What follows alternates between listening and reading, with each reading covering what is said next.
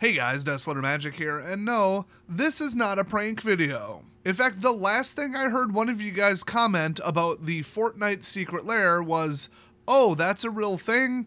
I thought that was a joke. If I recall, they did announce it around April Fool's. But I think there was like a rumor that there was gonna be one, and then people thought the rumor was an internet prank, and then it turned out to be real and everybody was just like, disappointed? Maybe that's not the right word. Disgusted? I don't know. I've never played Fortnite. It looks kind of okay. I'm more of an Apex guy until that game got flooded with cheaters. But really, anything that's just absolutely dominated by like 10 to 12-year-olds, I'm not going to play it. I don't care how fun it is or how great it is. Although Fall Guys, though, I haven't played it, but it looks great.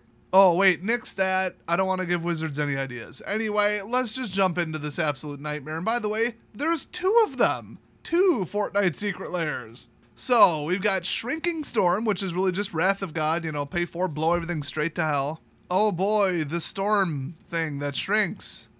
That's so creative. They put a lot of thought into this.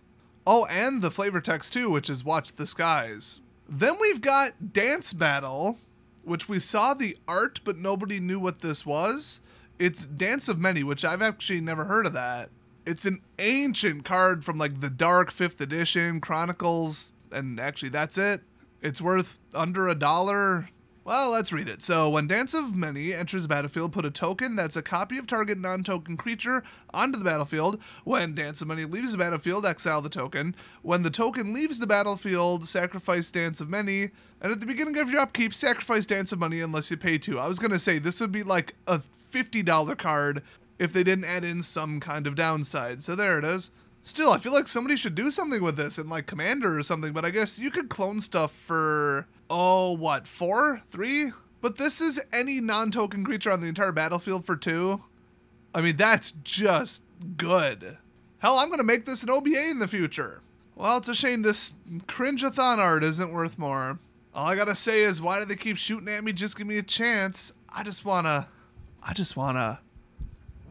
dance. Shout out to the -2 people who know that song. Next up, Supply Llama. Wow, they thought really hard about what to make what. This is Ethereum Sculptor. Really? Not a card that creates food or treasures? Really? Artifact spells you cast cost 1 less to cast. They could have made this anything, and they made it Ethereum Sculptor. FYI, that's a 69-cent Shards of Alara card. Fantastic. I could see why they would choose it. That makes perfect sense all around. I think they went meta with the theme. You would have to be like a really, really naive 10-year-old to buy this, and it's a Fortnite-themed product. Next up, Crack the Vault, which is Grim Tutor, which, okay, Grim Tutor, I mean, that's like 18 bucks right now. Some of the special ones, which, by the way, it already has a Secret Lair edition that looks amazing, and that's 21 bucks. But yeah, they had to put some money into it, so it makes sense. You know what they should have done? You know what I would have respected? A reprint of Oko, and the reskin would be like cheating player or like hacker. Just here to ruin everything. Just have an unfair advantage, make sure you don't win, and just ruin everybody's good time. I would have actually been like, okay, at least they did that tongue-in-cheek. Next up, Battle Royale, which is literally just what the game is. Boy, they didn't try. This is so low effort. At least reference some famous like thing or some meme in one of the seasons. You know, vehicles or something, although I haven't seen them all yet. So this is actually Triumph of the Hordes. That actually is like a $17 card from New Phyrexia. So it hasn't been reprinted much. It was in the mystery booster / the list, but I don't know. I mean, spoiler alert, $30 price tag on this version, but I don't know. The stuff like that drops really quick. So it is a 4-cost green sorcery. Until end of turn, creatures you control get +1/+1 and gain trample and infect. So like, if you're playing infect, you're already a troll and a complete just, I don't care about anyone else. Haha, look at me, I'm an immature little, you know, jerk. So the logical continuation of that would be also, it's a Fortnite card in Magic, deal with it. This might be the most sought after card in this set amongst a very niche group of just complete douchebags. Next up, the Cube. If you think it's Mana Vault, think again. It's Planar Bridge. Okay, the cube is a bit of a meme, but more like what people did with it. They made it planar bridge. I kind of get that. Planar bridge is like $1.50 from Dome Masters 2022, but it used to be like $5. I mean, the thing is, though, it's not that plate of a card because it's like a tutor free cast, but you're paying $8. So is that really free? Like, not many cards in the game cost above $8. And remember, this has to be a permanent. In the lore, this is meant to go fetch the Immortal Sun, I think. So, okay, this one's not terrible. Then we've got Battle Bus. I mean, that's kind of a gimme. I'll give them that. Oh, they did add a vehicle. Okay, I didn't look at these at all. Oh my gosh, this is literally just like Troll Masters. It's a Smuggler's Copter. One of the first cards to be banned in the recent standard history of just ban after ban after ban after ban until they just gave up on the entire format and haven't banned anything in over a year. Or something like that. It feels like it. So, this card is awful. Speaking of that, it's worth $1.50. And that's it for this one. That's what you get. Honestly, for $30, not a terrible value. I feel like one of them's going to crash. I think you get about 30 out of it at the end of the day. If you were to flip it day one, you might make like $1 or something, but not after shipping and fees and stuff. So, I mean, I guess if you're way, way, way into Fortnite, you could get this. I guess. Wait, let me check. Hold on. Yep. 0.6% of my audience is 13 to 17 years old. So, the two of you, don't forget to leave an angry comment down below about me insulting your favorite game. By the way, 1.8% female. Oh, but 40% of all Magic players are female, according to Watsy, who just literally made up a number, in my opinion. But wait, do you really have more money than sense? Here's an all-land one. That's right, they're selling 5 basic lands as a secret lair, again, because some morons out there are still buying this dumb I mean, why else would they do it? Like, I like fancy lands, but honestly, after BFZ and those full arts, which I think to this day are still worth about 27 cents a piece, I'm kind of over it, and nothing's ever going to top the unsets. So, I did appreciate the all-text lands. I kind of thought that was kind of my level of meme. I'm not going to lie. I didn't buy it, but that was jumping the shark. After you go there, there's nowhere else to go. Then you're just desperate, okay, Watsy? Now, could I see someone who doesn't play the game but plays Fortnite maybe pick these up as just art pieces to put, like, behind them on their stream or something? Maybe.